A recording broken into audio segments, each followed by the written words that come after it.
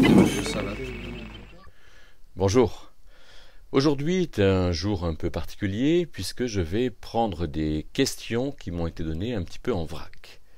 Alors ça fait du bien de parler un peu comme un bâton rompu avec ce qui vient. La première question c'est: péché est-il synonyme de faiblesse?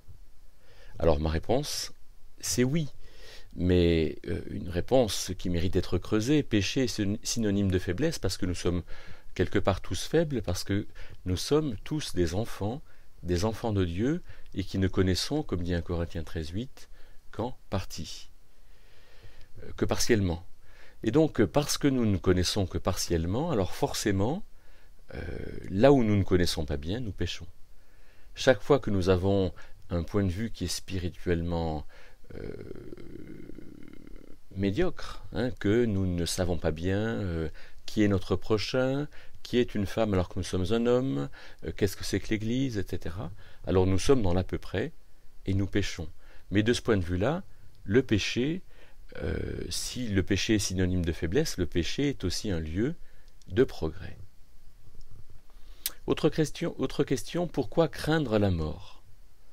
Alors la mort est quelque chose que nous pouvons craindre parce que la mort peut nous faire mal. Quand on meurt, on peut mourir de maladie, on peut mourir dans la solitude, on peut mourir triste, on peut mourir ne sachant pas tellement où est-ce qu'on va. Et donc il est logique qu'on craigne la mort.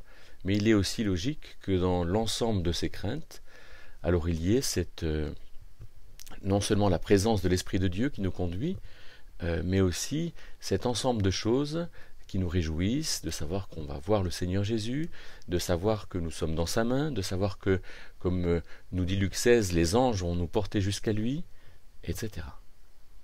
Comment avoir confiance? Autre question.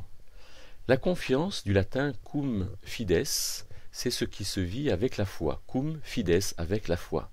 Donc, avoir confiance, c'est croire Dieu. Donc, pour avoir confiance, il faut que les paroles de Jésus-Christ, les paroles de Dieu en moi, soient là pour que je puisse finalement envisager mon chemin avec les paroles de Jésus-Christ. Et très concrètement, ça veut dire que quand je me présente à une visite d'embauche, eh bien, j'ai confiance dans la mesure où je reçois en moi les paroles de Dieu et où je les mets en œuvre. Autre question, pourquoi Dieu a-t-il permis qu'un de ses anges se transforme et se révolte contre lui? Alors, à cette question, il n'y a pas de réponse typique. On peut citer par exemple Ézéchiel 28, où on voit que le chérubin qui avait été choisi par Dieu et qui couvrait, qui protégeait l'entrée d'Éden, ce chérubin s'est révolté contre Dieu. Il nous est dit par l'abondance de ton trafic. C'est un peu l'abominable Isnogoud qui a voulu être calife à la place du calife, mais il ne nous est pas dit typiquement pourquoi il a fait ça, parce que l'ange devait quand même il devait savoir que cela ne le mènerait nulle part. Pourquoi Dieu permet-il des catastrophes? Alors je crois que une réponse simple, c'est parce que ces catastrophes font partie de l'expérience de nos vies et que nous avons, nous, à comprendre dans ces expériences douloureuses qui est Dieu, qui nous sommes et ce que nous avons, nous, à être et à faire d'une manière spirituellement valable. Pourquoi prier Dieu alors qu'il sait tout?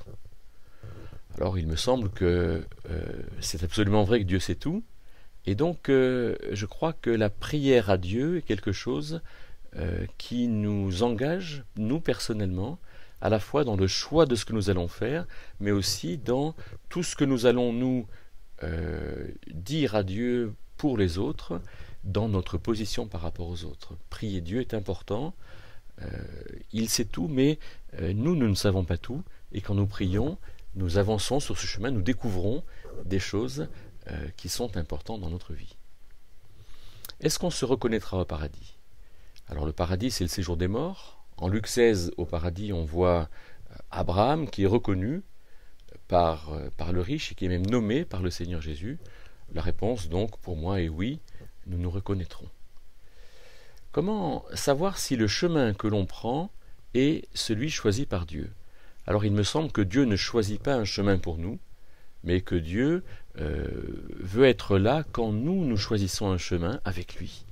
Et donc Dieu est celui qui nous aide, un peu comme des parents qui sont là pour l'adolescent qui choisit une manière de travailler, qui choisit un cycle d'études, qui choisit une manière de s'habiller. Alors Dieu est là et il nous accompagne tranquillement, paisiblement, il ne nous impose rien, mais il nous permet d'avoir un bon rapport à un vrai référentiel.